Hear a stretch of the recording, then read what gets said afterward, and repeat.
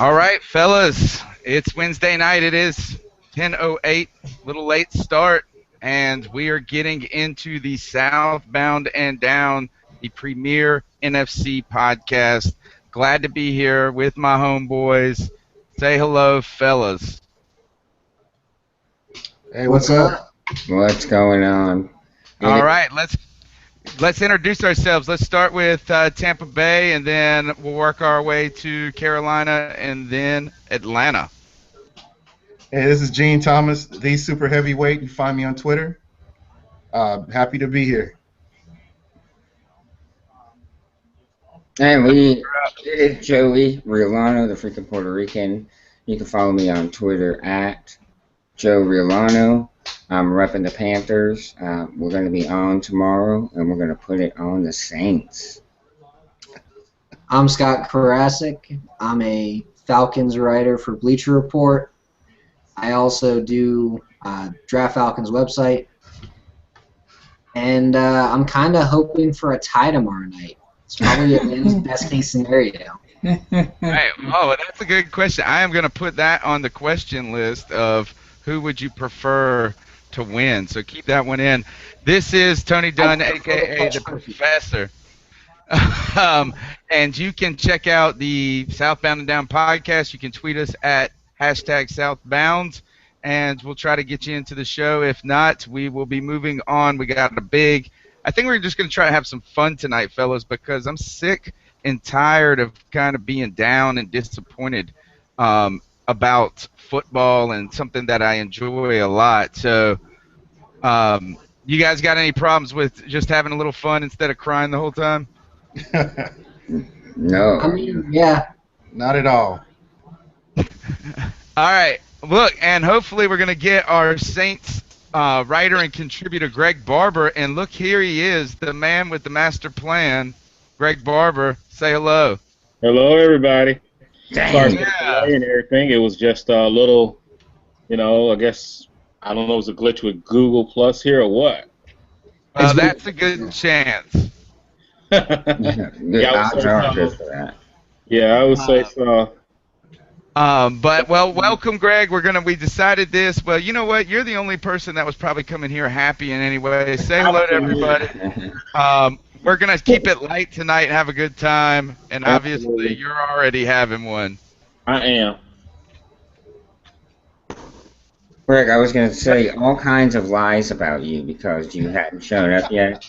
I was going to tell you were predicting the Saints to lose this one by 24 points and all kinds of stuff. But here you are. So why don't you just go to the clinic and drug test now? Nobody will ever believe that one. Oh, if anything, we all know Joey's on drugs. We all know Joey's on drugs. All right. Let's have some At least fun checking here. for concussions. Absolutely. Yeah, you definitely bumped your damn head saying that. Player safety. Joey was going to say this, is that the Panthers are going to beat you guys by half your age. You need to get tested too, don't you? All right, let's jump in and let's go to let's start with Tampa Bay with our newest contributor, Gene. We're glad to have you back 2 weeks in a row. You were Johnny on the spot, ready to roar it tonight. Let me ask you this. This might disappoint you. Is the over-under for the Tampa Bay Buccaneers for the season wins in the last 9 games, if it was 1, do you take the over or the under? I'll take the over. It'll be over. I'll take the okay. over. And Right, so you got 9 any games given, left.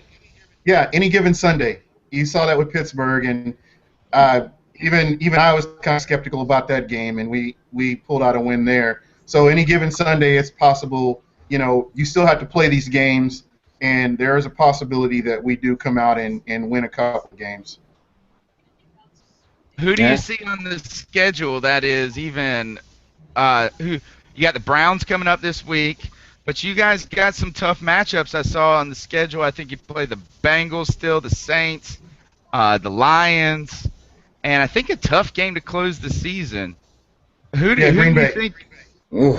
Green Bay. Ugh. In Green Bay or in Tampa? That game is in Tampa.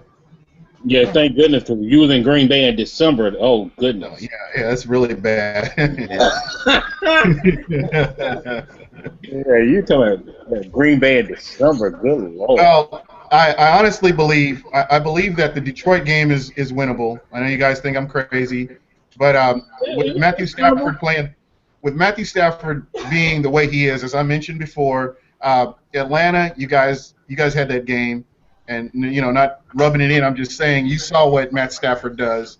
He's good 1 minute, and the next minute he's crazy. So you just never know which Matt Stafford's going to show up. That Atlanta game. didn't. Let's put it this way: the Lions didn't win that game. No. Atlanta lost that game. Definitely. I mean, Absolutely. The Saints did the same thing the previous week. Did the same thing. Same exact thing. So, I mean, like, I totally, like, when Atlanta went through that, I actually kind of felt bad for you because I was like, I knew the same, because I knew what you were feeling because I went through the Third same. and 25. Third and 25. Atlanta calls a cover 2. Yeah, didn't cover a I thing. mean, and they ran 3 pass rushers. Yes. You want to see someone get pissed off? Run 3 pass rushers in a cover 2 against the Detroit Lions. Even with all the weapons. And you know what? I felt bad for you too because we ran into that last year with Greg Schiano, where he would rush 3 and he would go into this show coverage, and I couldn't understand it what he was doing. I mean, it just blew my mind. Going. Do you know what my call would have been there? Oh, and they took Jonathan Massaquoi off the field and put up 3 defensive tackles rushing the passer. Oh my I was God. so livid. And that's my point. You're playing not to lose. You're not playing to win. You're playing not to lose, and that's when you It was lose. Rashid Hageman, which I'm happy with him on the field, Corey Peters, and Tyson Jackson on the field, rushing the passer. I love Corey Peters. I love Hageman. But Tyson Jackson? Did you say it was the NASCAR package, Greg? I said that's their version of the NASCAR package. No, that's the Pillsbury Google package. No. If Atlanta wanted to run a pass rushing package, it'd be OC at right end, Hageman at nose tackle, Malachi Goodman at under tackle, and then at left end, put Massaquoi. But maybe he was trying to confuse them. I don't know what the hell he was trying to do on that play. Confuse them into what? Lulling them to sleep in the backfield? Well, and this is my question. I mean, you guys don't. Atlanta doesn't have the linebackers to run up. That kind of defense. They do if the fucking line actually plays.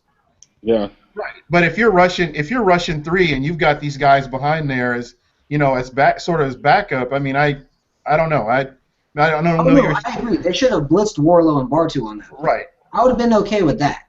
Because you got blitzing linebackers who are better at blitzing than coverage. It doesn't make sense to play them in that. And Stafford can't handle pressure. And Stafford, if you blitz Stafford and you play contain on Stafford, he doesn't make that throw. He panics. Let me just say this and about. If you run a cover 4 instead of a cover 2. Let me jump in there about that. First, on the NASCAR package, y'all run the go-kart package. That's what y'all run. That was the Pillsbury package. I said their version of the NASCAR package. No other book and no other team, they run that as the NASCAR package. Right, because that's on the go-kart track. It was their own special little thing. You got Jonathan Massaquoi destroying Garrett Reynolds all day, too. And they run that. This sounds like the other thing is you're saying a bunch of names that nobody knows because they can't get after the passer. Jonathan Massaquoi can't get after the passer. That's why I'm dropping. Massaquoi is a decent player now. I mean, some of the players he is. He's the only one though because OC is over the hill. And so that place is a mess. So let's jump into that and let's ask you this. Since we're on the topic of Atlanta, Arthur Blank supposedly was pretty critical of the loss in England and, kind of came out and blurted there's no way that you lose that game from what I read, sounded like it was directed at Mike Smith. we've been talking about this for a long time on this show that Mike Smith is probably done this season. Probably. Really, yeah, he is. He I can is. pretty much At this guarantee point, Mike Smith is gone The at the end of the minute year. the minute your owner goes out and says there's no way you lose that game, he's That's basically like, saying there's no way you there's keep no your way job. coaching for Yeah, this team next season. yeah. It's no way you keep your job. That's basically what he said. I agree. What name? Who then do you go after?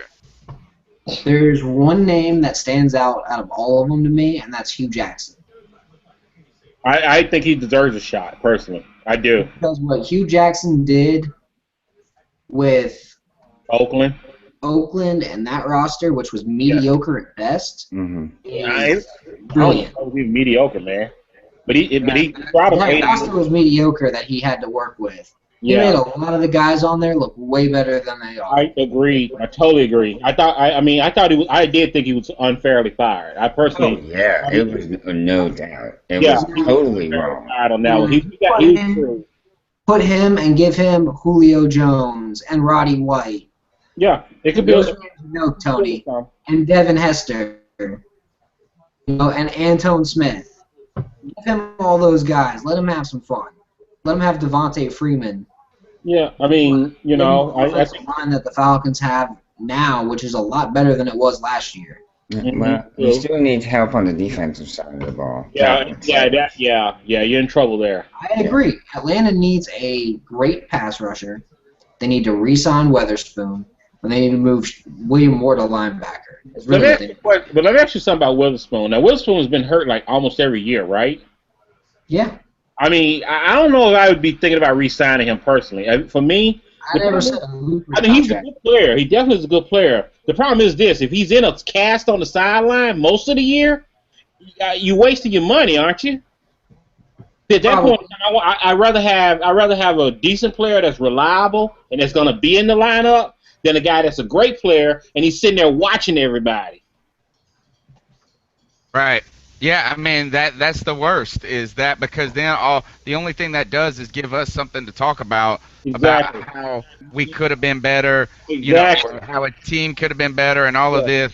And this is a lot of the problems facing all the teams in the NFC South. Yeah. That there's a lot of real components there for success, and then you have these tremendous weaknesses that are then exacerbated by injury. Yeah. No other. I mean, the Carolina Panthers. That's the story of them. Is that you got some good pieces really there, just sitting there. Mm-hmm. But the problem is the glue. You're only as strong as your weakest link. And I know that's real cliche and stuff, but I don't really know much about Hugh Jackson. So from what you're suggesting, is he an offensive guy? He's a coordinator at Cincy now. Right. Yeah, Okay. He's a really good offensive guy. He's a really intelligent coach. Yes. He's a motivator. He plays to win instead of playing to not lose like Mike Smith. Oh no, he's able to get the most out of his players too. I mean, because Carson Palmer actually played fairly decent under the guy. Yes. Other than Bruce Arians. Bruce Arians has done a great job with Carson Palmer too. I will give you that because Arians is a damn good coach himself. Yes, he definitely proven that he's overdue for a head coaching job. But Hugh Jackson, I thought, did very well with that team, and I think he brought that team to 8-8. And I thought that, to me, at that point, he should have been kept on at least for a year or two and really see what he could do. Mm-hmm. I would think he had enough to work with at 8-8. That he showed me enough that there's a possibility. And they cut him. They cut him loose. And went down to 2s in all reality. Well, let me ask. All right, then let's go on and we'll move up to the Panthers and the Saints. Big matchup, prime time coming on tomorrow night, Thursday night, big game. Kind of settling the story, I think, of the NFC South at a rather early time in the season. Greg, tell me, why are the Saints so bad on the road? Just go ahead and tell me. I don't know. I honestly don't know. I think a lot of it's part of the communication. I just don't know. I'm not sure if anybody, especially the last 2 years, they definitely have not been highly inconsistent on the road. They've been just pretty totally different team compared to what they are at home. You know, so you had to kind of face it. At first, I'll admit, the first couple of years, especially early last year, we kind of, didn't really face it at that point.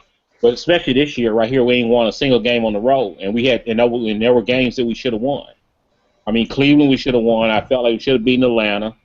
Those two games, especially even Detroit. You know what I mean? Those three games right there should not have been lost. We shouldn't have lost those games. Yet we did lose them, and so I think the Detroit game is going to be a turning game. Was a turning point game for them because they played so well Sunday, and I think Thursday here. This is the key game right here to see if they really cared there. If they kind of straighten it out, what's wrong? Because I don't know exactly what it is that they're doing or what they're not doing on the road. I just don't get it. They should be playing a heck of a lot better. They're too talented not to. What travels well as a visiting team? What do you take with you when you know you can compete? A solid running game. Yeah. And a good defense. True. And for whatever reason, the Saints seem to have been able to put one out there, but haven't come with the other. Right. I think that may be part of the problem. Yeah, and that's part of it. Yeah. Think about it. Last year they had a solid defense. Yeah. But they did not rely on the running game nearly as much as they should have. There you go. Well, they're doing more of the run this year. They're running definitely much better this year. The defense done a very good job at using the run this year. Yes. But then the defenses fell off over the last few games. Now, I'll admit the last two games, I really do think, like I said, up to those first 55 minutes of Detroit, they played very well, and they pretty much held them down, and it just kind of fell apart at the end. Green Bay, they actually played pretty solid through that whole game. Well, don't get me wrong, they gave up some spots here and there. They did give up some yards, but for the most part, they didn't break. And that's not easy to do to hold Aaron Rodgers when he's in a red zone to field goals. No. That's definitely not easy. Most teams don't. So, they did a fairly good job there for the most part. This is an opportunity for them to show that they can be good on the road by bringing the run game, by bringing get that part straight. If they can really get that part straight where they can win, and they don't have to win all the road games. But, to me, two or three of those next road games down the line here will be a huge difference in their season. Because the home games, I think they got pretty much nailed down. I don't think anybody's beating them at home too much. Right. They may lose one game at home, and I'm not even sure who that would be. Right. It would be Atlanta right at the end of the season. Won't happen. Your asses are just going to be wiped out. I promise you. That loss right there. They already know they can't. Atlanta cannot walk in that stadium and win that game. Nobody on the Falcons team or the Saints team coming out that stadium alive. If that happens, those fans are killing everybody. I don't know about that one. They go. The folks will snap. They will absolutely snap to lose to Atlanta twice in a season. Left the Saints in his final year with the Falcons. That might be the one thing that would save his job. Yeah, if he beats the Falcons, if he beats the Saints at home. Yeah, if he goes like 6. Agreed. They may give him a second thought. You're right, and he had to do it handily too. He had to do it handily. He had to come in there and pretty much hand them their asses. Yeah, I want to ask Gene about this. Gene, why do you think why do you guys think that the Saints are so bad on the road? Tell me that, because they're going to try to pack up and travel to Carolina, not facing the typical defense of last year. But why is it that they can look like a top-notch team and top-rate team in that dome, and then you get them outside or even somewhere else, and it's just a completely opposite scene? I think it comes down to confidence. I don't see the same swagger that I see in the stadium at the dome, and the fans behind them. And anytime I've seen them going away games, they just don't have that same swagger. I don't know what it is. I can't put my finger on it. They go out there and execute, but they just don't have that confidence they have. I would agree there, because I've seen them live here in Tampa like the last 3-4 years, and it's definitely not quite. They struggle. They won like, I think, out of those 3 years that I went there, they won 2 of those games, but they were so close at the last second. You know what I mean? they struggle with a team they probably should have wiped out the floor with. And you got to take into account the changing of the surface they're playing on. And I think it does. Yeah, and I got a feeling that they maybe not account for it nearly as much as they should. Perhaps. You know what I'm saying? You know what I'm saying, with the cleats or even the patterns like that might throw some timing off, and it could be, and those things could be very well be a factor. Yeah, but they just don't have the same state of mind, because you can tell. I've been to the Dome. I've been to a couple of Saints games when they played the Bucks, and when they come out on the field, it's just something about that team. They do not look the same as they do when they're traveling. Yeah. And I've only seen them travel. I haven't been in the Dome, but I've seen them on TV, of course, in the Dome. And I know you don't, but I've seen them at home. I mean, on the road, and most time in Tampa, they got more fans. They got more Saints fans in the damn stands than they do Bucks fans. Right. You're right. The Saints. I promise you, because Saints fans travel too. I mean, I've seen them from. I've met them from Texas, from New Orleans, from other states that come to the Tampa games and actually will be there. And it's not that far from New Orleans. No, it's not. No, it's a nice little drive too. Yeah, it's not a bad drive. I mean, basically about 10 hours, 10 hours or so from New Orleans to Tampa, roughly about that time frame, about a good 10-hour drive. And you can make a weekend out of it. Oh yeah, that's it. And I think somebody mentioned it last week. All the teams that are in our division, it's easy to drive up and travel and go check them out. I think Scott was talking about that, because we're all pretty close. Yep. Yeah. All within about 300 miles of each other. Yep. Except for New Orleans. Yep. That's about that's the farthest one out. You're right. You're the redheaded stepchild of the NFC South. Yeah, but also gonna be the leaders come Friday morning. So, so it'd be the redheaded stepchild leader. Okay. All right. Let's talk about that. Let's talk about this game and the primetime matchup. And I want to get everybody to get a couple of comments on this. Is that there seems to be, obviously there's a lot riding on this game because the Carolina Panthers technically have the lead because of a tie, and I believe because of tiebreakers with the Detroit Lions game and maybe NFC conference wins. Let me say this, is you say you're going to go in there and you win that game. If that happens, what does that do to the landscape of the NFC South? And I want everybody to issue a few comments on that. And we'll start with Greg, and then we'll move to Joe, and then I'll let the other guys get in. To go in with a road win probably will open up a lot of eyes to a lot of people in the NFC overall, because now they got to go face this team, and this team is actually getting back on track and being where they're supposed to be. But for the most part, I think, with that win, it's a small step. Don't get me wrong. We still only like maybe a half game ahead of you if we win it.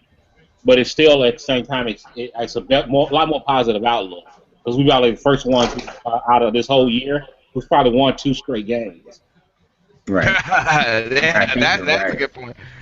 The first team to win 2 is the battle of the one-game streak.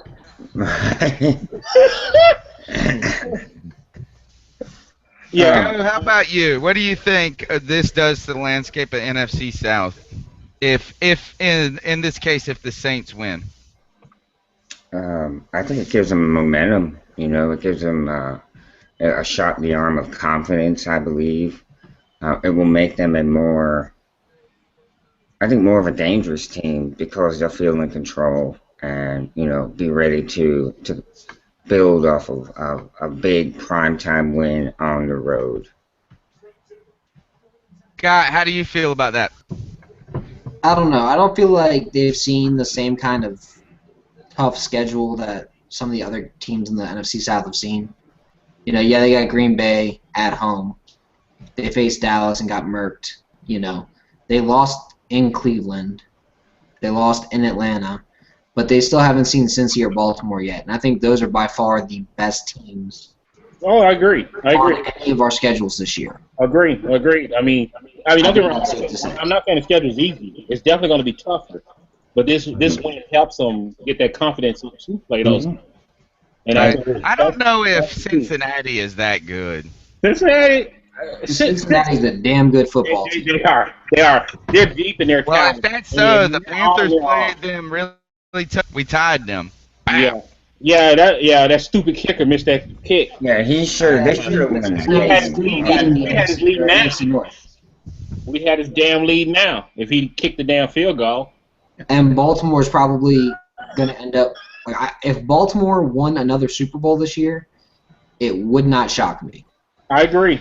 That team right there, that's another one there. If they really get it together, they could beat just about anybody. They're playing some good football. Baltimore's Absolutely. only I don't losses even are to Indy, who's a damn good team.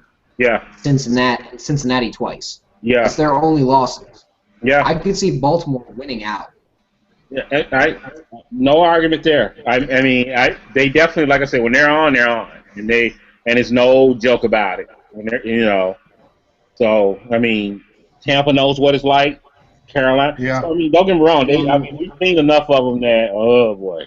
Yeah. So, I mean, I I could see New Orleans winning their next 2 games, and then still dropping the 2 right after it to be at 5-6 going into that last 5. Which 3 of their last 5 are on the road. One's in Pittsburgh. I don't know how well they'll play on the road in Pittsburgh in November when it's going to be snowing. Yeah. Talk about that one. One's in Chicago, again, on the road in Chicago when it's snowing. That's one of those things. Warm weather team in the snow, just might as well mark it up as a loss. Yeah. And then they got their other 3 division games. It is tough. And now, the only thing with Chicago is that it's a matter of which Chicago team shows up. Yes. Yeah, I know. Because the tools are there, but right now they're kind of fighting at each other. So we don't even know weeks down the line. They may totally implode, or they may galvanize and actually turn around and turn things around and actually test their potential. But they I get hope it's the second one. especially that offense. I mean, they got some serious weapons on that offense. They do. They're talented on the offensive side. And the thing though with Chicago is that they've won all their games on the road this year. They've been terrible at home. Yeah, that's right. Right. And then they just got blown out by New England. They got beat by Miami too, didn't they? Yeah, they got beat by Miami. Was it Miami? Yeah, at home. Miami at home. And so here's the thing with the Chicago Bears is much like what Gene was saying about the Detroit Lions. It's hashtag good Jay Cutler, hashtag bad Jay Cutler. Yeah. And who you get that day, you don't know. And what I say is this, is whatever he was last week, just expect the opposite the next week. Yeah, probably, yeah. Because Jay Cutler, in my opinion, Jay Cutler should have never got elite status money. I just don't see where. I don't know what he had him over a barrel or what the reasoning was for paying this man that much money, and he's not consistent. He's never been consistent. I think they actually gave him more than their options. I think it was. I think they actually gave him more than Matt Ryan. I thought that was hilarious. Yeah, I agree. I mean, but I think it was their options. I think they looked at it as like, okay, we cut the guy. If we cut the guy loose, who do we got coming in next? Because they really don't have a backup, or what I'm saying. It's not like they got a young quarterback on the deck to come in. So now they got to try to see if they can get somebody out try to draft somebody in a year or two, and this guy goes. So it was kind of like love the one you with. I think that's what I think. Yeah, I agree. And it could be a very much a case too. They gave market value in hopes that he'll elevate his play to the status, which to me I think I would have gave him maybe half that and gave him maybe a couple 2 or 3 year contract and say, look, just be straight with him. Look, I'm not going to give you this whole thing. You can walk, and Right. Gene, would you take Jay Cutler for McCown? Oh, absolutely. I would take him in a minute. I really McCown, and I'm not knocking the guy, but he's a career backup. Right. He's had opportunities to take the job, and he's never done it. In all his years of being in the NFL, he's had opportunities. When you go into training camp and you're fighting for that position, everybody's like, "Oh, McCown, he's going to be the backup." I mean, he's what they call a journeyman, which means you're a backup. Right. That's it. I only say traveling that, backup. It seems that he's only made for the Chicago offense. That's the only offense I think he can run. So, but he played 5 games as a starter. I mean, that doesn't warrant him to be a starter somewhere else. No, I agree. Not at all. I don't think you paid him like I don't think you paid him like that. But I want to ask Gene his position on this, and just go ahead and tell us if New Orleans comes in to Carolina and gets the win, what does that do for the NFC South? And then I'm going to flip the script and tell you what I think. Well, I've seen this before in years past when they've had slow starts. They've come back and actually won the division, and they ended up playing very well. This is something that I have seen from them, and I know this coach. He is actually a good coach, and I think he'll have his team primed. And I think a win like this gives overall confidence to them. And like I mentioned before, that swagger, and you'll see a lot more of that, and they may even start winning those games on the road. Excellent. I think this is that. Let's switch this question and flip it around and do the same exact thing. What happens if the Carolina Panthers win this game at home and they kind of live up to the mantra of the Saints are terrible on the road? Carolina Panthers defense shows up. As one of our listeners tweeted earlier, is that at Jay Merkwa said Cam and Benji are going to hook up and have a big night. If that happens and the Panthers pull this out, what does that do? And I want to say this, and I think Scott touched on this, that really says this to me is the most pivotal game in the Panthers schedule, obviously. When you are any team that's under 500, every game is pivotal to this point, and the race is close. But I think this game can turn Carolina's season around even more so than it turns around the New Orleans Saints, because the Saints have a tough schedule ahead on the road in some tough areas, while the Carolina Panthers schedule is right now, I believe someone tweeted us the C3 podcast last night and said that our opponents are 18 and 28 for the rest of the season going forward. We play the Falcons twice. We play Tampa Bay still. We play the Browns. So really, you have to just say when you look at it and by the records alone, our toughest schedule is gone. So we've made it. We're through that. We got a bye week still to come. So for me, I think that this game can really happen for the Carolina Panthers. I don't know if they are going to win it, but I know this is that they need to win it. And if they do that, I think Carolina's toughest game's not even this week. I think it's next week, going to Philly on Monday night. That's your toughest game. Certainly, but that is not a division game. You're right, but I mean, think about that. Tell us, read off this. You got the schedule up? I do. Yeah, tell us after that though. Just highlight the teams. It's Atlanta twice. It's Minnesota. It's in New Orleans. It's Tampa Bay, and it's Cleveland. It's not this world-beating, amazing schedule. Right. If anybody's got the easiest road through the NFC South, it's Carolina. I agree. That being said, New Orleans right now, if they can build momentum, would be the team to win. If they can build the momentum by winning this week, that puts New Orleans in the driver's seat for the NFC South. And if they win this week, they'll probably win the division at a 9-7 or 10-6, because the confidence they'll build on the road will just do everything for the Saints. Right. That alone helps the Saints. They got 5 games in the Superdome after this week, and it's San Francisco, it's Cincinnati, it's Baltimore, and it's Carolina again, and it's Atlanta again. But they get to go to Tampa Bay. They might get Jay Cutler in Chicago, kind of thing, like bad Jay Cutler in Chicago. So they've got a couple of things going for them that would make it really tough for any of the other teams to really come up behind them and be like, oh, hey, we're going to dominate the division.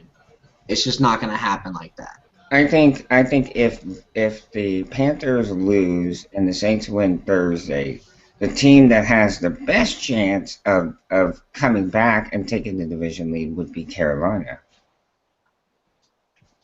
because of their schedule. Well, you're the close. Right, right. Really. How about this? Can we put it this way, Joey, that if that happens and it panned out like you're saying and we lose tomorrow night, we are the only team in the NFC South that has the chance of winning the. Basically, this division is between the Carolina Panthers and the New Orleans Saints, and that's why I think this game is so important. I just don't see. I don't know. Maybe I don't know how Atlanta is. I feel like you guys are such a mess, and I mean that it just doesn't seem like anything is going right for the Atlanta Falcons this year. And it's not that. I mean, there is. I mean, you got Julio Jones, you got some offense there, but when you can't, it's not getting done. So the Carolina Panthers, basically, nobody wants to win this division until maybe this week we'll find out if anybody does. Someone will have to choose. And then on top of that as well, there's no wild card coming out of the NFC South. Oh no. One team. No. One team. Unless That's like it. Atlanta runs off a 8 straight win streak and New Orleans does the same, which isn't. Very, It's just not going to happen. very possible. Very possible. Like if It won't Atlanta, happen. if And Atlanta wins 8 straight games and New Orleans wins 7 of their last 8, that's the only way I see there being a true wild card out of the NFC South. So, AKA, we need a miracle. Yeah, I mean, we got to think about the other teams got to lose because you got the NFC West alone who might pull 2 teams out. Mm-hmm. Well, You know what I mean? You got San One of Francisco, them Seattle, might not even be Seattle. Arizona. yeah. I don't know. That's true. Playoffs this I year. mean, There is a lot of volatility right now in Huh? Seattle, so it makes you wonder about their situation. Yeah, right. That's true. I mean, they're pretty much on the powder keg right now. You don't know exactly which way they're going right now. You don't. You don't know if they're gonna get that straightened out or go end up being a damn dumpster fire. It very well could turn it real quick. And not to get off the subject, but it really makes you appreciate teams that can repeat because of all the issues that you have moving towards being a champion. You can relate to this as a Agreed. Saints Agreed. fan, and how that Absolutely. team Absolutely. and they got to a certain point, and then Yeah. once you win it, then everybody's like, oh well, I did this, I should get this much money, or I should go somewhere where I need to get more money, and it kind of disintegrates the team. Yeah, and and everybody's on their A game. When you got their ring and they come meeting up with you, they on their A game. Even the Yeah, worst absolutely. of teams. Mm-hmm. You know what I mean? Yeah. Play you harder. They play you tougher. They absolutely do. I mean, because I remember that the year after the Super Bowl, we lost a couple games there that we easily should have won. You would think that we would have won, and we got our asses handed to us in a couple of those games. And it was, and that's the nature of the beast. So trying to repeat. Everybody thought Seattle was going to repeat with the way they started. Yeah. But like I always say, a season got ebbs and flows in it. God knows. Yeah. You might be doing good 3 or 4 games in a row, but you might turn around and fall off the truck. The next 3 Yeah, games. that's how it was. That's how it was with Tampa. The year after Tampa won, everybody's talking about, oh, I deserve this money, and Right. and all these people left, and just kind of breaks up the team a little bit. Yep. Because then Dexter Jackson leave right the year after that or something like that. He went to Cincinnati, Uh-huh. I think, and I think he went to Cincinnati. Yeah, didn't he go to the Cardinals or what? Dexter Jackson. Yeah, I mean it was a. Yeah, I think it was the Cardinals. The defensive back, the one that was the MVP. Yeah, Dexter I think Jackson. he went to the yeah. Cardinals. Right? Yeah. I remember. I know. I mean, he was a footnote. He was basically a footnote overall. He just had that one good game. And that's what it was. I remember. Derek Brooks should have got that. Derek Brooks should have got the MVP, to be honest. Yes, I agree with that. 100%. Yeah, probably. And I remember when the Panthers won. I think you're right. I'm just kidding. You remember when the Panthers won the Super Bowl? Yeah, I'm just kidding. Somebody does have a concussion. All right, let's talk about. I told you somebody got to get tested over there. Okay, Joey, while you're all loopy, tell me this, because this game, like we've been harping on, has a lot riding on it for the Carolina Panthers. It seems like the psyche of the Carolina Panthers and the fan base is remarkably in need of this win right here, and it's going to be hard to recover from a loss. So tell me this: do the Carolina Panthers still have the defense that can get this job done? Why is this defense not the same it was last year? It can't be just Greg Hardy. And can they get back on track tomorrow? Tell me those things. The defense can. And The defense can. It's all predicated on getting to. I mean, it's the same formula. We got to get to Drew Brees. We got to get him uncomfortable. We got to get him nervous. We got to get him throwing when he doesn't want to throw the ball. And if we're able to do that, then yes, we can win this game. Offensively, we're getting some players back. We're going to have a whole new offensive line, but we've not had a good offensive line all year, so that's going to be nothing new. We have to run the ball. I think we got to be effective running the ball, and we have to make our touchdowns when we get in the red zone. I saw today that Carolina has, I want to say, 18 field goals out of 26 attempts in the red zone instead of touchdowns in their last 26 attempts. They've got 7 red zone. That's 8 red zone touchdowns in the last 26 attempts. So that's something that they got to clean up. I mean, that's incredibly abysmal. You know, it truly is. Yeah. So we have to get something to rectify that. And if we're able to do those things, we should win the game. And look at the start we had in New Orleans last year when we played New Orleans in New Orleans. We dominated that first quarter, but we put up 6 points. You know, that we can't do that and we expect to win. Yep. Yep, and then New Orleans took over the rest of the game. The rest of the game, they dominated for the last 3 quarters. Do you? Yeah, they got tired of it. Y'all were playing around. I do. I have a question. I have a question for the Carolina faithful. What do you think of Cam Newton so far from the beginning of the season up till now? Have you seen improvements? Do you think that this is the guy that's going to get you over the top? Yeah, I think he's improved remarkably as a pocket passer from the start of the season to now, and from his start of his career to this point, because he's had to. With the injuries he sustained, he couldn't be that mobile guy. He had to learn to sit in the pocket and throw the ball. And yes, because of that, because of the fact that he's learned to do that, plus he's getting his mobility back, I think he could be the guy to take us to the promised land. We just have to get more talent around him. I mean, it's that simple. We have to get more talent. Yeah. Especially on the offensive line. Yes. Yeah. Because it looks like you've got at least a 1 and a tight end. Right. We got a center and a tight end. Agreed. And that's it. Well, you still have you still need a tight end in the league here and there, right now. He's very underrated, but he's probably the 3rd best tight end in the league. I'd say behind Jason Witten and Jimmy Graham. Yeah. Who's that? Greg Olsen? Greg Olsen. Yeah. Snowshoes? Yeah, Olsen is underrated. I will say that. Yeah, I don't look at Olsen as good as he is, but I think he is really good. He is He's good. The problem is, I do like him. He doesn't run after the catch at all, and he can't break a tackle. But I mean, other than that, he's our best player, other than Cam Newton on the offense. I want to answer this question. I missed the highlights of what Joey said. So the question again, Gene, was, what do we think of Cam Newton, and are we happy with him? Do you think that he can get you over the top? Is he the player that will get you over the top?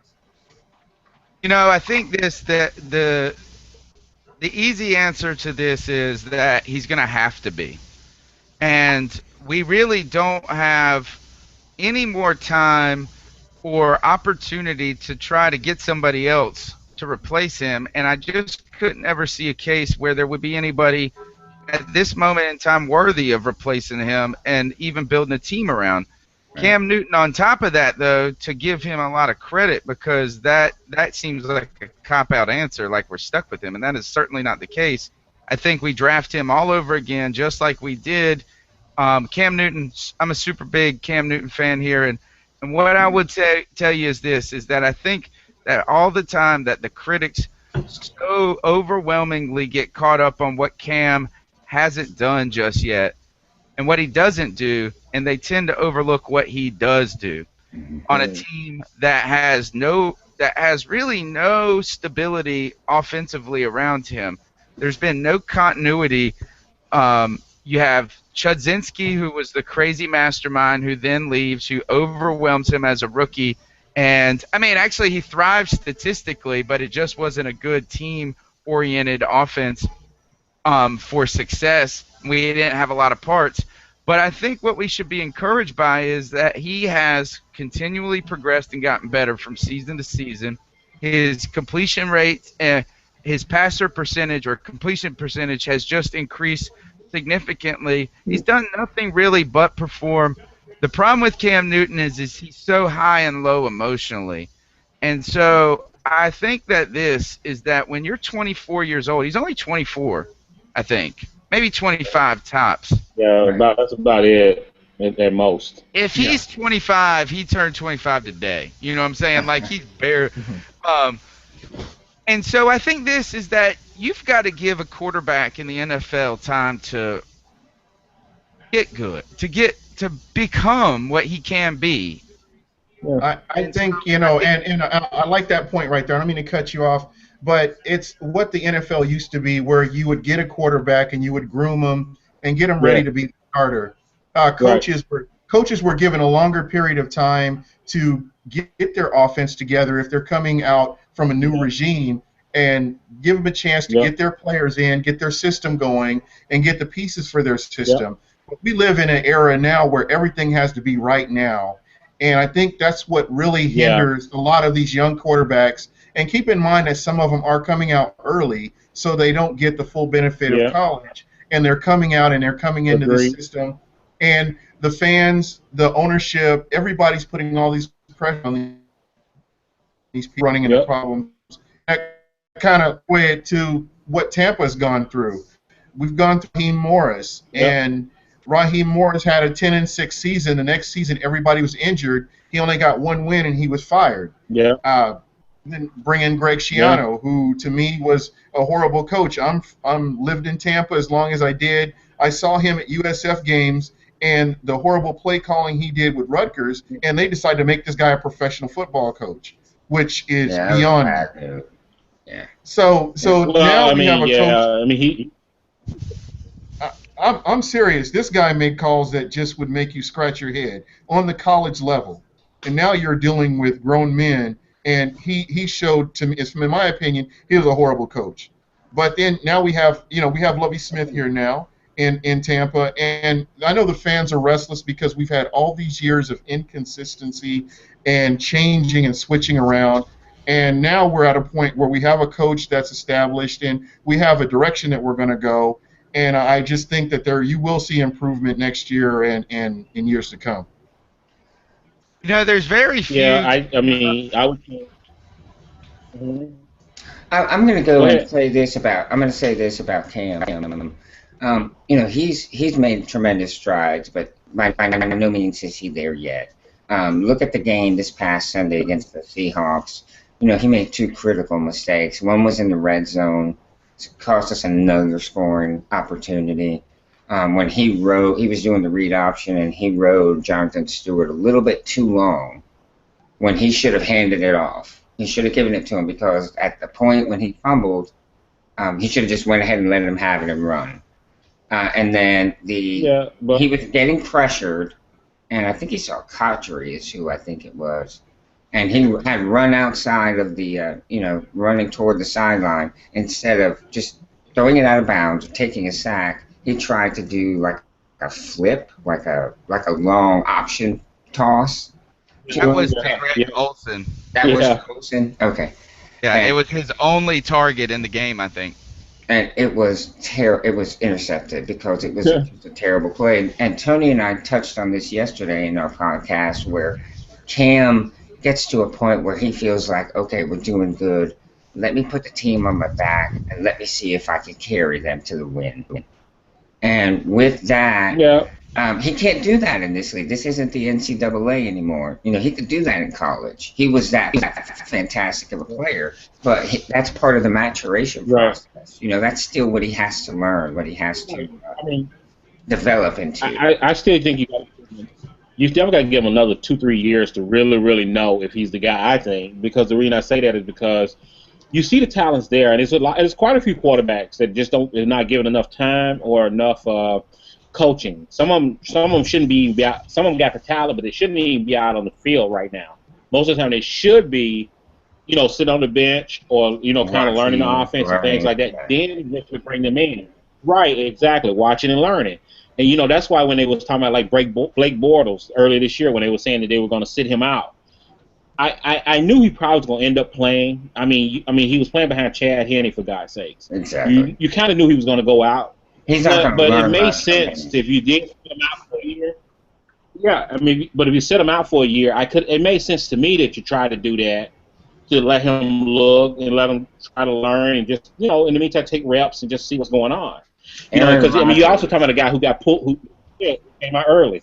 Oh yeah, Rodgers is a great example of what happened there. Rodgers came into a perfect situation. Perfect situation. You already had a veteran quarterback there. He sat there for 3 years. He got to, in a way, even if Brett wouldn't teach him side by side, he still got to learn from him. Mm-hmm. And you know what I'm saying? From afar. Exactly. And what did he do? Well, in a couple of years, he won a Super Bowl.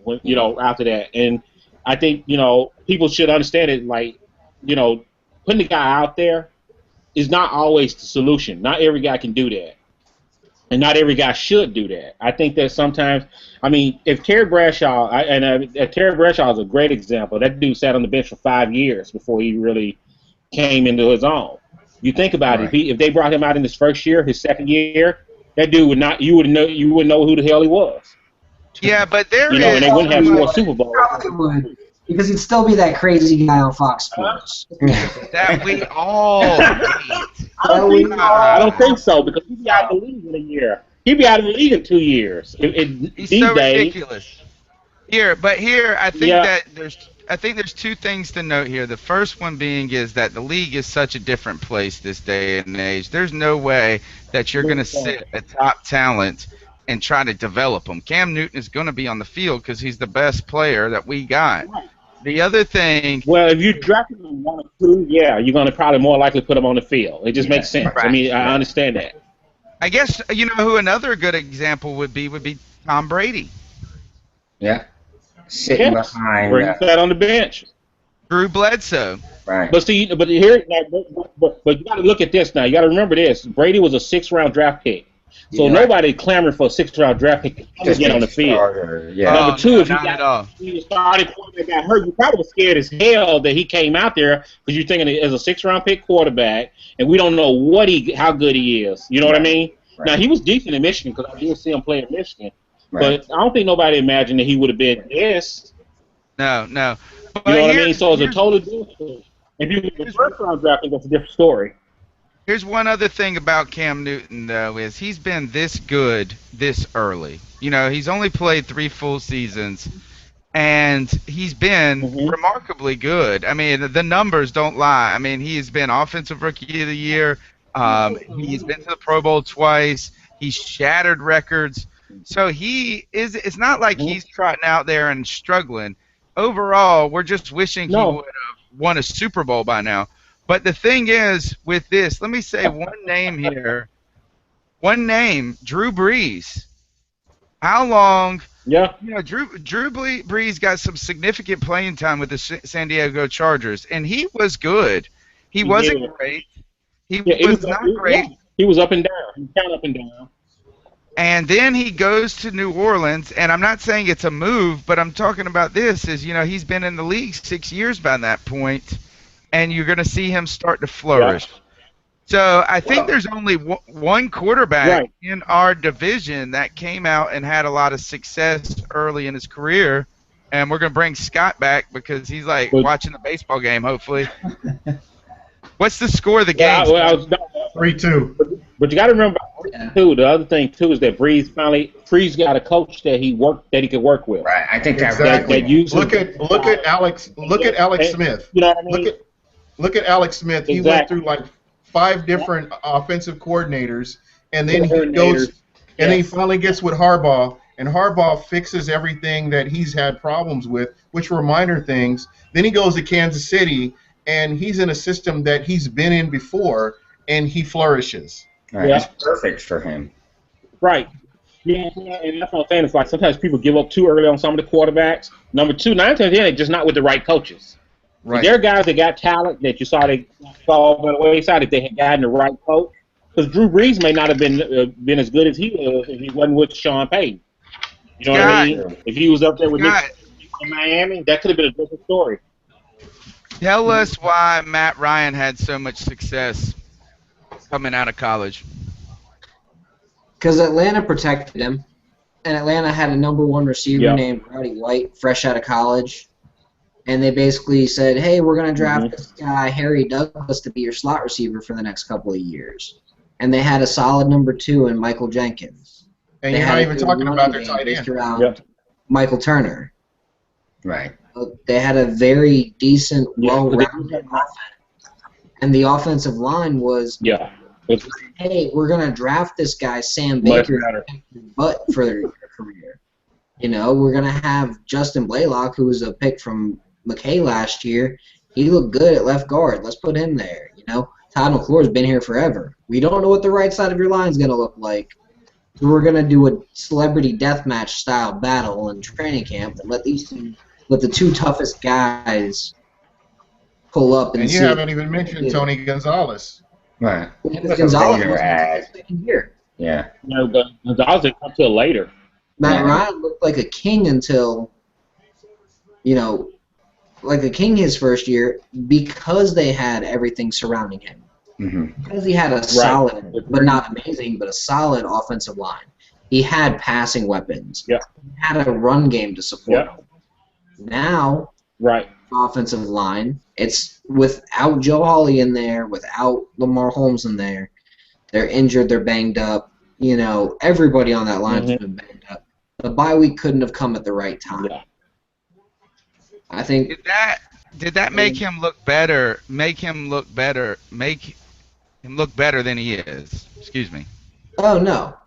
Well, I mean, yeah, as a rookie, I don't think so.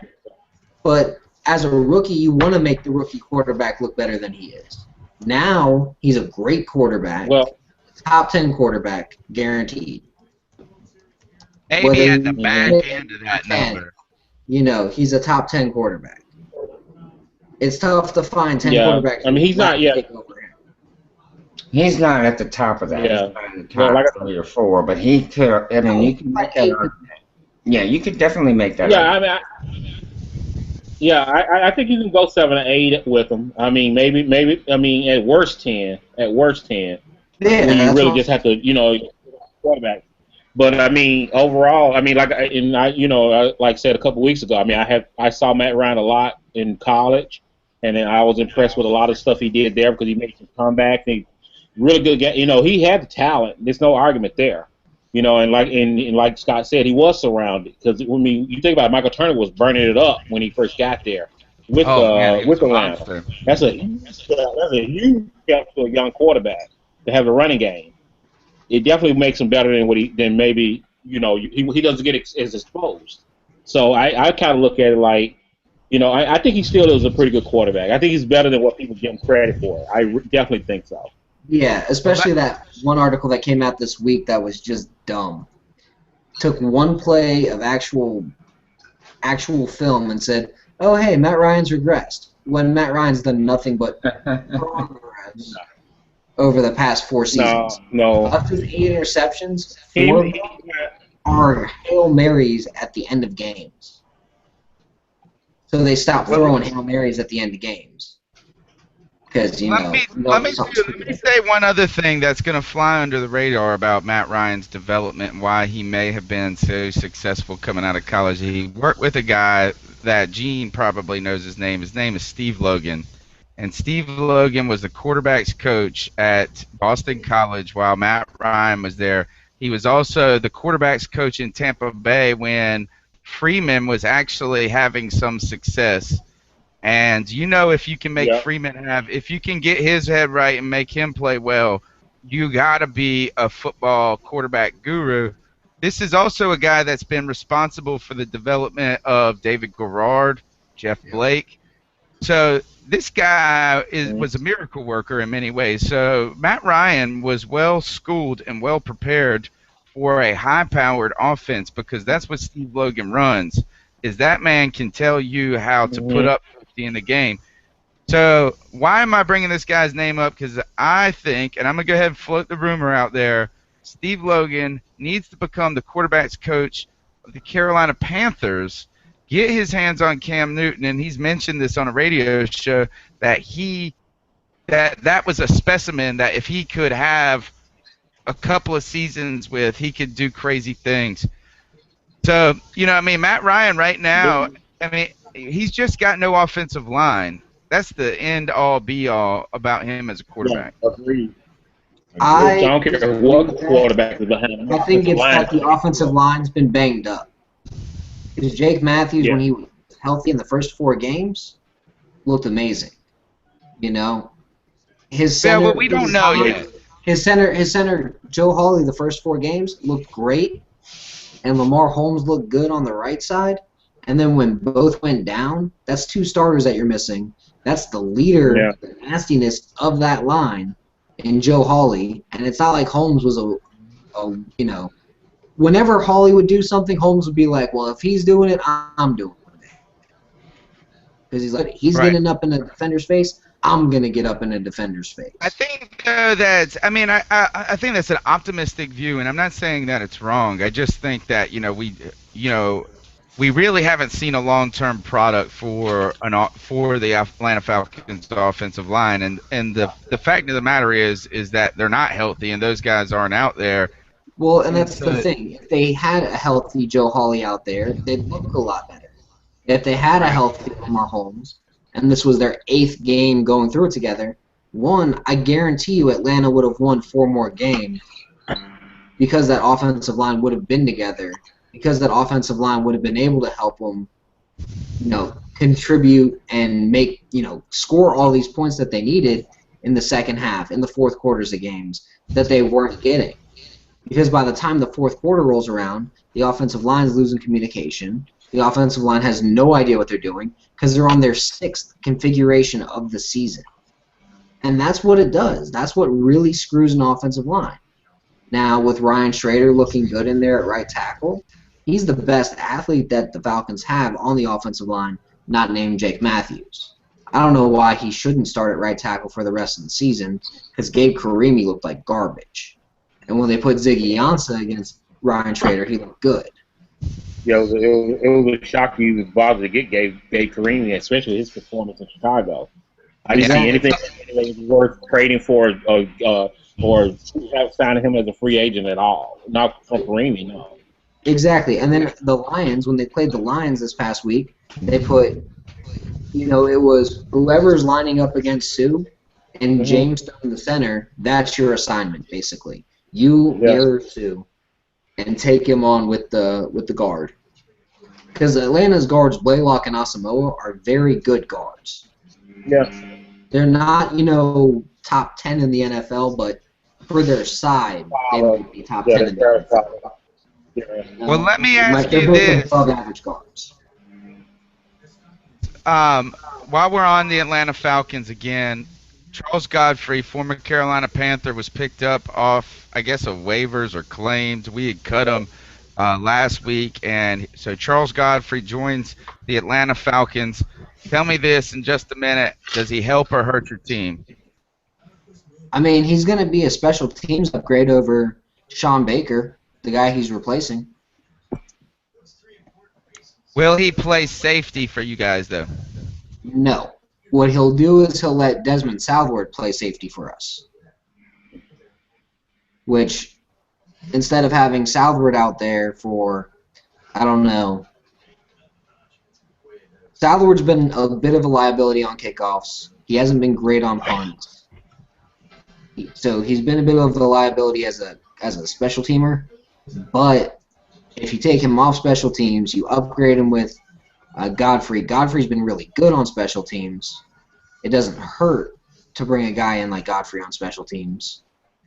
You put Godfrey out there. He's good on kickoffs at least. He's solid on punts. You let Southward play more defensive snaps. You took him in the 3rd round for a reason. Let him play. You put Southward at free safety where you intended to put him in the first place, where he's been seeing some of his snaps anyway, and he's been looking good. So you put him out there. You put Dwight Lowery at strong safety. until William Moore comes back. And by the time Moore is fully back, you might just want to put Moore as a linebacker than as a safety. So are you Honestly. saying we should play a nickel? I'm saying run a 4-3, but have, basically William Moore acting like he's Thomas Davis. Joey, let me ask you this, since you know Charles Godfrey, and I want you to comment on that. Have you ever heard someone more than Scott each week tell people that they should be playing different positions? I can't say that. I feel like Scott plays musical chairs with the Atlanta Falcons. Good Lord, that was a lot of position changing. What do you think about Charles Godfrey? Is he going to help the Atlanta Falcons at all? Well, I think he'll help them in the regards that he'll be able to give information as to what the Panthers do in the secondary and tendencies and that sort of thing. And if he's able to contribute on special teams, that's a bonus. And if he's able to get on the field and contribute in any way, that's going to be a huge bonus. Yeah, go ahead. No, go ahead, Brian. Go ahead. I was just going to say the whole intel thing about picking a player from another team in the division, intel thing might be a little overblown. The only reason I say that, because you really think about when most of these teams meet up with each other, they play pretty close games. They already know what the other team likes to do. You're right. I mean, it's almost like you pick up the other player because that's a body that you think that can help you. That's about it. I can't imagine if they can tell you anything more than what you already don't know. It's that's the only thing I think, because I mean everybody knows. I mean, Tampa, New Orleans play close. New Orleans and Atlanta play close. That tells you already. You don't need any intel. You already know what they're doing. Right, he might be able to provide a little inside info, like maybe somebody's got a banged up ankle or somebody's toes bothering them. That That's what they got Jay Glazer for. Yeah, that's true. They just check their Twitter accounts. But yeah,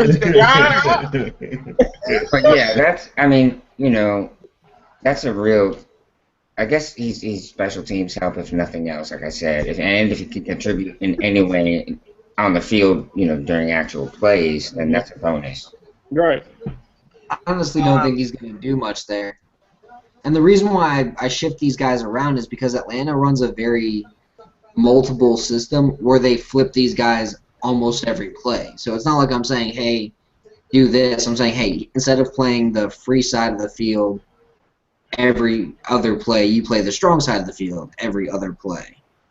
Flip your responsibility and do what you're going to be better at. That's all I'm saying.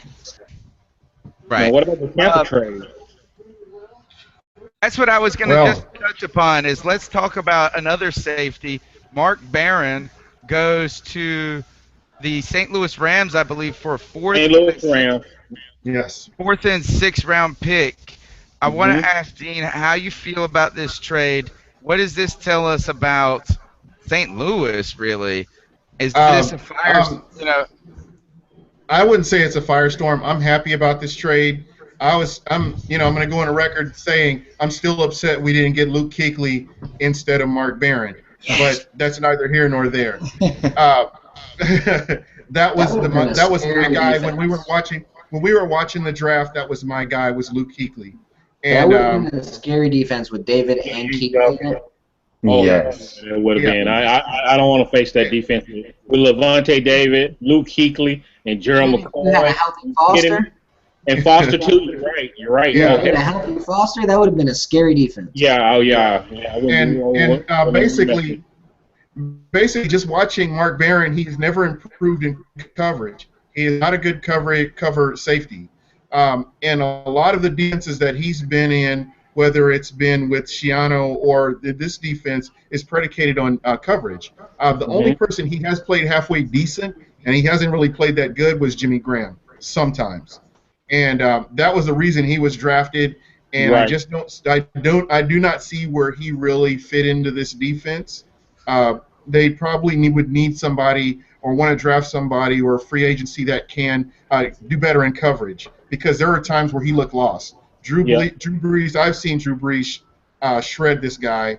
Absolutely. And moving him around with the receiver to get the play that he wants. So to me, I'm happy with it. I think we got a little bit of a return. I'm a little disappointed that a first round number 7 pick Yeah. is ending up going to another team, but that's neither here nor there because that's been our whole MO for the past 5-6 years. Well, let me ask you this question: What do you think about what Lovey said about him? Because did you hear? I don't know if you heard the comment. Lovey basically said that he didn't want that we had to move Barron because he was one dimensional.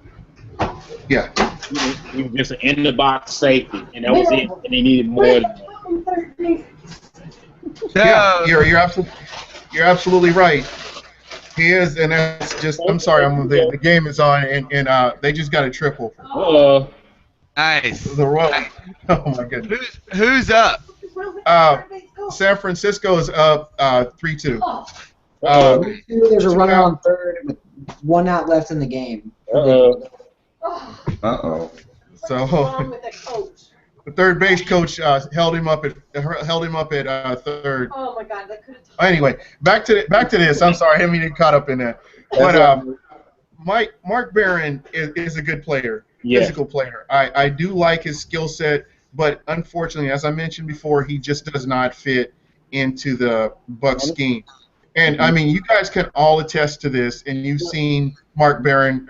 You faced him, and there have been times where your quarterback has been able to move this guy and throw over him, or he's messed up on a coverage or something like that. To kind of know what I'm talking about. So why did they get rid of Deshaun Golston? Because you got the same thing.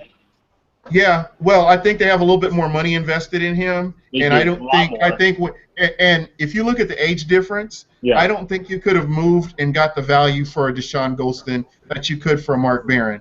Well, and realistically, I don't think the Bucs were going to re-sign him in 2015, so why not get something for him right now? The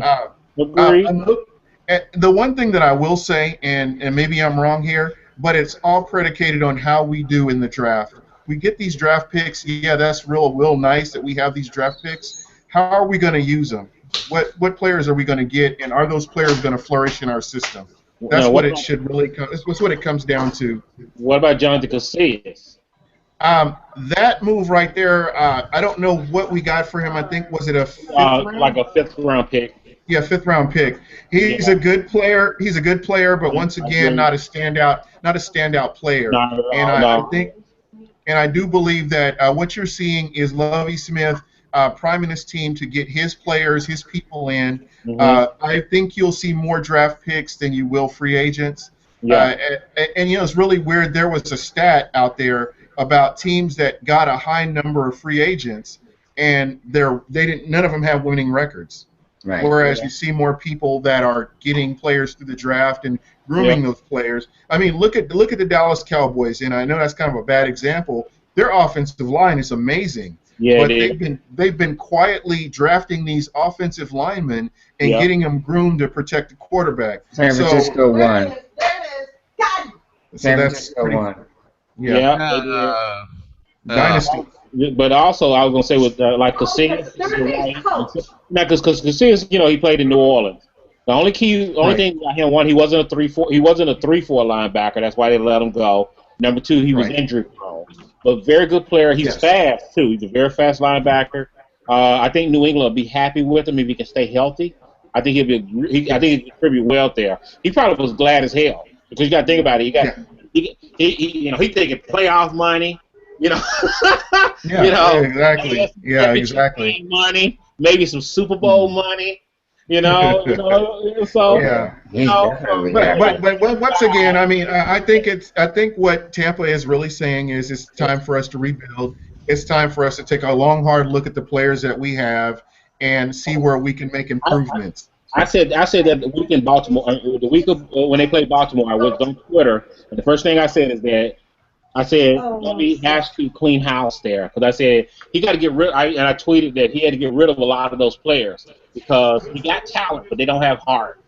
But what they showed in Baltimore, I don't care who you are. Don't get me wrong, I don't love the Bucs, but I damn sure don't want to see a team just practically lay down. And I thought they laid down against Baltimore. I'm sorry, they did. Yeah, five passing. What was it? Huh? Yeah, 5 passing touchdown. What did Flacco threw for? he put up 35 points Yeah, I passing. mean, yeah, yeah, It is gaudy Madden numbers. I mean, he was, yeah, they were playing, they were just lighting him up. I mean, it was like nothing. Yeah, So I mean, yeah, like the minute you do that, he knew he had to get rid of some people. right. All right, that's a good segue to the last question for the show, and then we're going to squeeze our picks in real quick because another team that got lit up outside of our division with those mad numbers were the Indianapolis Colts. They were. Dang, Steelers. Good Lord. My question to end the show, I'll start with Scott back, is the AFC South. Did you ever foresee me asking you this season, is the AFC South or the NFC South a worse division? I kind of expected the NFC South to win that one easily, but I think the AFC South might be a better division, top to bottom. I think Jacksonville could beat Tampa. I think Tennessee could beat Atlanta. I think either Houston or Indy could beat either New Orleans or Carolina. I think top to bottom is just a better division. Well, let's say this. Let's say that they won a little more consistently than we have. At least Jacksonville has a quarterback that they're going to trust in for the next 5 years, you know? Yeah, but, At least Tennessee has a defense run by a competent coordinator. At least, you know, Houston has a direction. They may not have a quarterback, but they got a friggin' direction. You know, at least. It's called J.J. Watt. Well, yeah, I mean, J.J. Watt, but J.J. Watt's winning 4 games on his own, and you give him Clowney, they're going to run that defense to where a Trent Dilfer type could come in and win a Super Bowl. Pretty much. Yeah, they could very well. I mean, they don't need a specific Trent Dilfer-led team. Yep. All right, Greg, respond to Scott on that. Okay, well, I mean, let's say it like this. Houston has won more consistently. I mean, that whole division has won more consistently than what we have. Because, I mean, like, you know, hell, I mean, we got one team out of this whole division who won a game last week. And the week before that, nobody won. And I think the week before that, nobody won. You know what I mean? So, at least, if anything, they're playing ball to win up there. We're trying to figure out if we even want to win in all reality. So I kind of get what Scott feeling on it. Now, if all these teams were to play their best, if the NFC South were to play their game and play their best with the talent they have versus the AFC South, I think the NFC South beats every last one of those teams. I absolutely do. Well, that's saying that all these teams aren't injured. I'm saying in their current iteration. Right, I get you, but AFC South destroys us. In the best case scenario for both AFC South and NFC South destroys them. But we're looking at a worst case scenario, NFC South versus an average scenario, AFC South. That's why they win. Yeah, I get what you're saying. But I mean, if you went position quarterback, I mean, especially the AFC South absolutely got a lineup of better quarterbacks overall. I mean, you basically got Andrew Luck and everybody else as far as quarterbacks there. You know what I mean? When it comes down to Bortles is going to be a long-term solution, but he's not going to be. I agree, but he ain't there yet. He ain't there yet. At this point in time, Bortles has the potential. We just don't know if he's really going to turn into who we think he is yet. You know, so I mean, I just kind of think I mean, I get what you're saying, but I still think that if we were, I'm not saying that even injuries. I think even with the injuries, I think if we played the way we're capable on the NFC South, I think we can beat the AFC South. It'll be close. I ain't saying all 4. It might not even be 4-4. It might be 2-2. You know what I mean? It'd be a lot more competitive than what you're thinking. Dean, how do you feel about them saying that the Jacksonville Jaguars could beat the Tampa Bay Buccaneers? Well, they like he said, they do have a direction right now.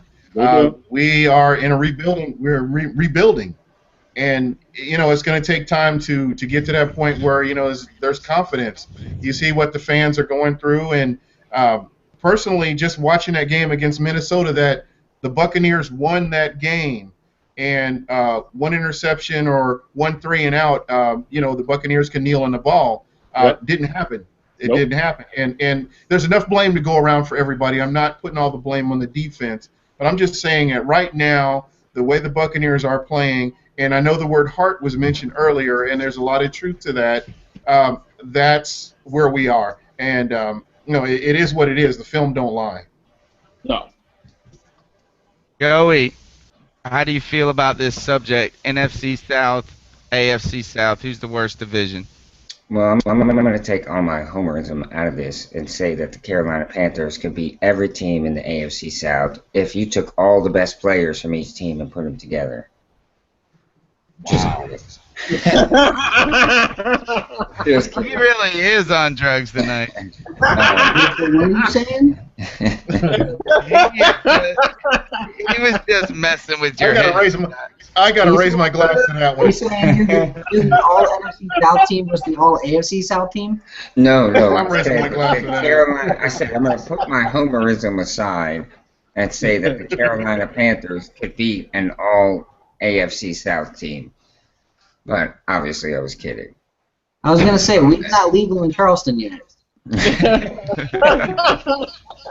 No, but Percocets are. That they are. Well, I think it'd be close. As good as the Colts can look at times, they have questions on defense. I mean, like we said, the Steelers just tore them a new one. Yeah, I mean that's insane. Yeah, the way Roethlisberger just looks so in control of the game, and then you got Houston, who lacks some things on offense, but return of Arian Foster this year has been pretty amazing, don't you think? His resurgence. He played well. He's probably really come on strong. Yeah, he has. That's what happens when you move him back to a scheme that he's used to. Yeah. That fits his talents more than the zone scheme that he just And wasn't. he's not hurt. That's the ultimate thing. But Aaron He's Foster. not running the zone scheme anymore because he's not fast enough. Bill O'Brien runs a power scheme. It's like when Portis switched from Denver to Washington right after he lost his speed. Yeah. I think running the power scheme actually makes Foster faster. Exactly. In space, in the open space. He's pretty dangerous. And then Jacksonville, they've drafted a good team, but they're all rookies. Yeah. They still got a ways to go. Yeah, they do have a ways to go. And the last team would be Tennessee. Yeah, Tennessee. Tennessee. Sharona. They have some question marks. Are they going to stick with Locker, or are they going to go with Metzenberger? I know they're giving Metzenberger. He's in there now. He's done. I told Sharona a couple weeks ago they're going to be switching to Metzenberger. Don't worry. They have. And, they said, I read some stuff on that, and they said that they're really giving him a chance to see if he's going to be the guy or if they need to draft another quarterback in this draft. Mm-hmm. That's smart. It is, but that tells you the status of the organization, too, as well. They are talented defensively, but offensively they have some concerns. So, that being said... Yeah, but they also don't know how to finish games either. They can't finish games. That being said, they have weaknesses. I think all things being equal, I think the NFC South is better, but as you said, Scott, as of this minute, if you were to put them all on the field and make them play one another, the AFC South might be better just because they're healthier. I would like to say that Carolina could be the spoiler for the Texans, and the Saints could be the spoiler for the Colts. And so those two matches could go that way. But when I say that in those words, I think of J.J. Watt and Jadeveon Clowney against the Carolina Panthers offensive line. That would be a nightmare. Oh, my gosh. It would be... They're going to eat. They're going to eat him, dude, for lunch. I think Watt would be great. Oh, man. Keeping it real goes wrong skit. He We would have be. to. Keeping it real goes wrong. Oh God, he would Now, be. now let me go on record saying this, and I'm being realistic here. I think the Bucks next year you'll see a totally improved team from what you're seeing right now, I don't and disagree with you. and I don't think that we're going to be having this conversation. I think our division as a whole, the NFC South, will be better. Right now, I feel sorry for all of us, as collectively as a division, whereas I really couldn't stand any of the other teams. But this season, I feel, we're all suffering pretty much the same thing here. So next year it'll be better for everybody, I think. I mean, we're in a funk. That's basically what it comes down to. The whole division is in a damn funk. I I think agree. Is that Because one team. commentators, Oh, go ahead. the prognosticators all thought the NFC South was going to be like the toughest damn division in the whole league. exactly. And It is nobody just winning. They were going to be the NFC Stout instead of Yeah. the NFC South. Yeah, but Yeah. and that we just took didn't happen. we took South literally.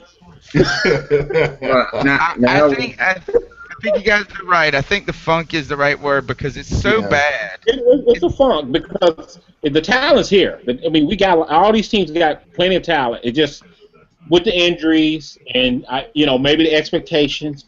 It just nobody's playing well enough to. They're not playing to their capabilities. Nobody is. Right. Yeah. All I right. agree. Well, I think that we should go ahead and make our picks and call it a night, fellas. All righty. Atlanta's on a bye, correct? Yeah, we're gonna win. Yeah. Your record will stay the same. Atlanta And versus Patriots, 1-0. you know what would have been cool is that if Carolina and New Orleans didn't play each other, there would be a good chance that everybody lost in the division. and then and then you're the only No. safe team. Nah. Yeah. All right, let's Likelihood of that focus happening on. this Atlanta season. It'd be Tampa that won and the other two teams that lost, and it'd be like, oh, we're all in a clusterfuck again. All right, this is going to be easy to pick tonight. Let's go ahead and get the one game that is a non-division game, Tampa, and it is at Cleveland, or is that right? No, I think it is. I think it's in Tampa. Okay.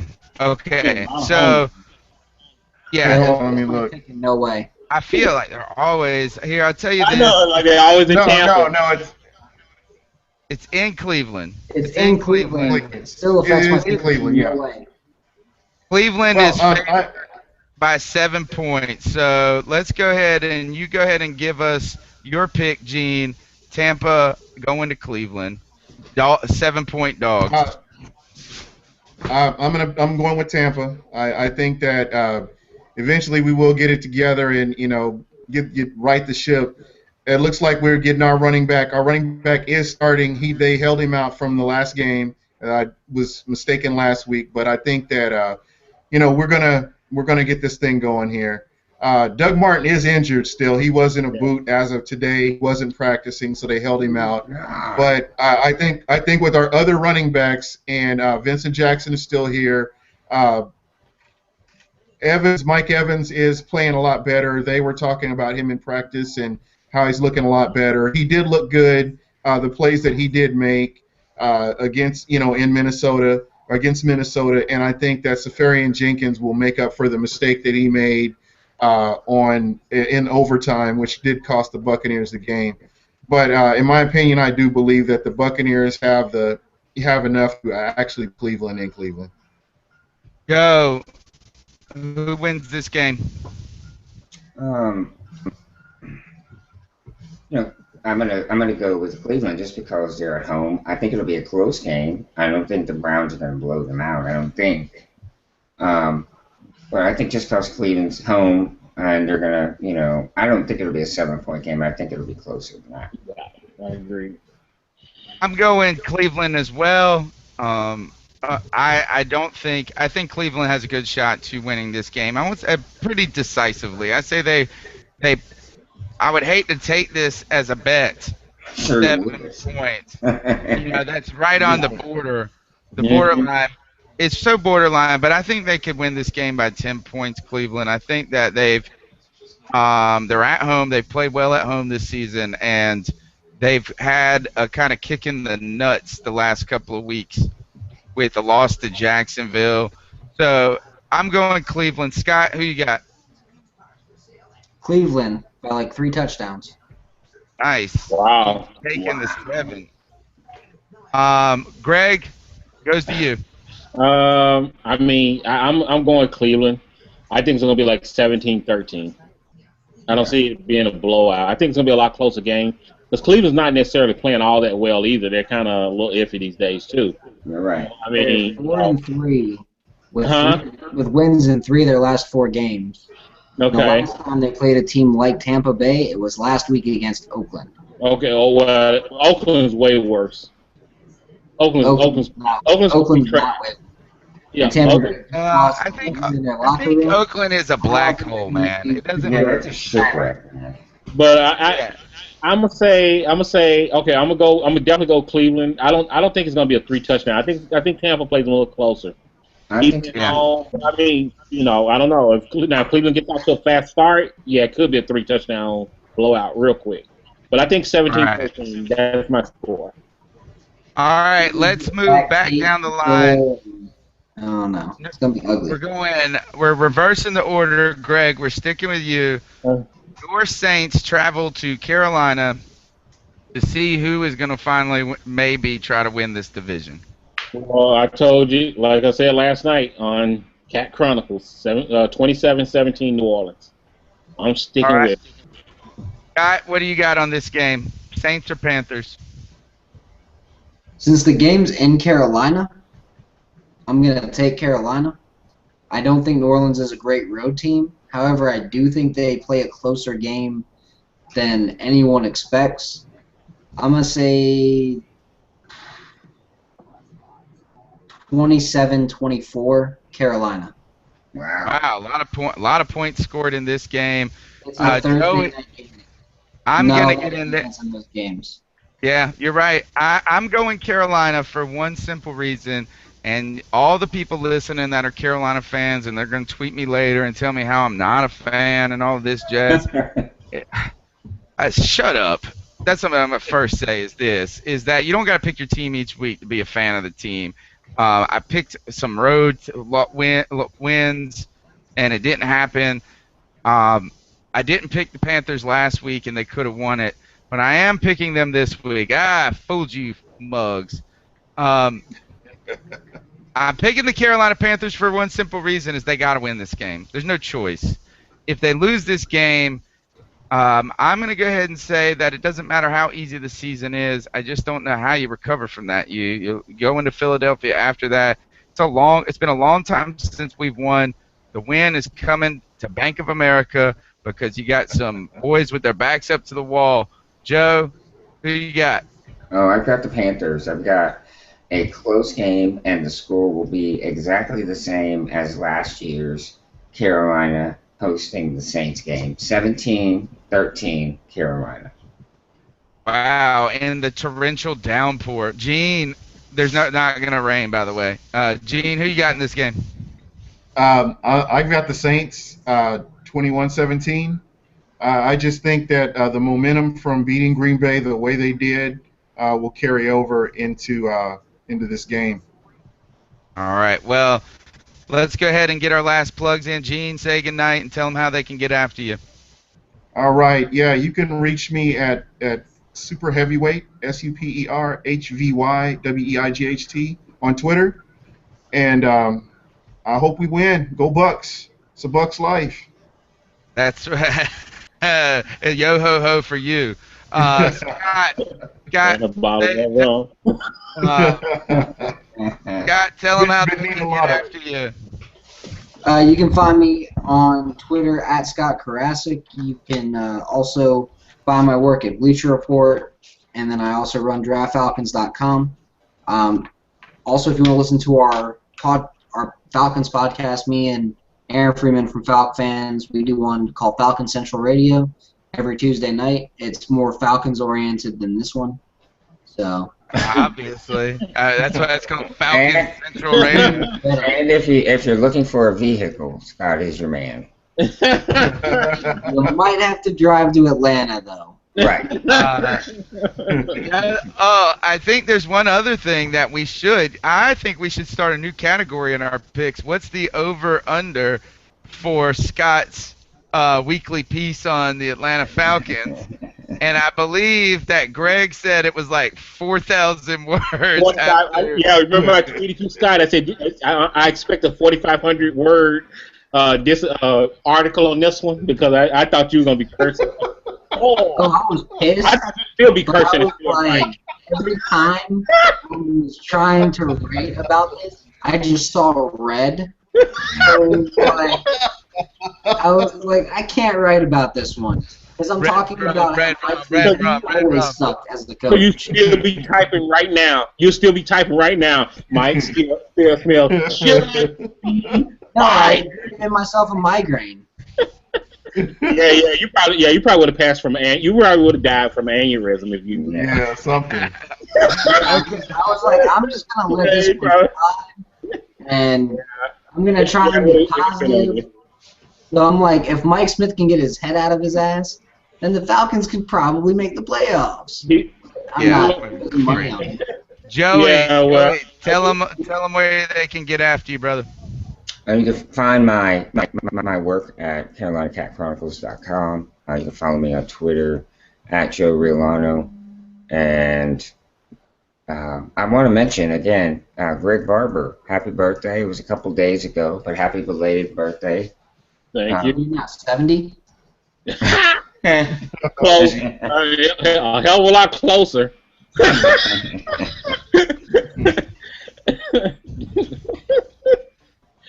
All right, well, we sandwiched Greg again. Greg, we're going to be talking a lot tomorrow night, so you go ahead and tell them where they can. Yeah, I know. You between you, Joe, and Abby, who's going to be probably tweeting me, especially if y'all win. But you'll probably be leaving town if you lose. But you know he how actually already lives in Atlanta, so I will tell her to buy a car there. There you go. So, but anyway, yeah, you can contact me at IntenseGB. You know, definitely follow me on Twitter, and I will follow back. And definitely looking forward to hearing from you. And well, you know, hey, who dat? Gonna be in America Field winning. As the sign says, who dat yapping? Right there behind me. Who dat yapping? Right. This is the Southbound and Down podcast. You can catch us every Wednesday night at 10 o'clock or 10:08. And you can check out all of our work at CarolinaCatChronicles.com, where we host the Southbound and Down podcast. And always remember, Panther fans, keep pounding. That's right.